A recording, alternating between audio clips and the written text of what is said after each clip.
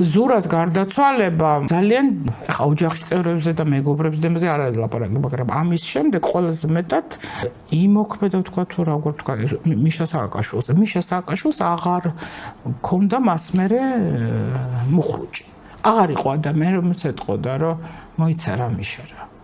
და რომელსაც უსმენდა. თორე ეგრე შეიძლება მე თქვა, თქვენ გეთქვათ, მაგრამ თავი ხო ეს არ არის, თავი არის რომ რატო?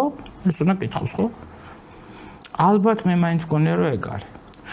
და სულ ვფიქრობ, რომ აი რამდენხანს გაძლევდა ეს სიამთქმელობა. იმ პერიოდში ზურას ებარა ეკონომიკა, შემოსავლები, ფინანსები, როგორც პრემიერ-მინისტრი, აი მაგის პრიორიტეტი იყო, რომ აი ეს დაეყენებინა ყველაფერი ფეხზე და სულ იმას ვამბობ, რომ ისეთი კმაყოფილება, ისეთი კარგად მიდიოდა ყველაფერზე.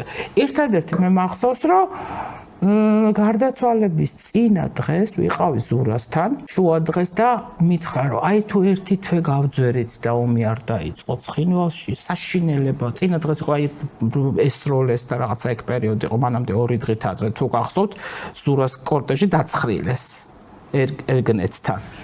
და იქნება და გავძვრეთ, ნუ ეს ზურას აფხაზებთან და ოსებთან ეს პირდაპირ მოლაპარაკებებში იყო ჩართული, ეს აიღებდა და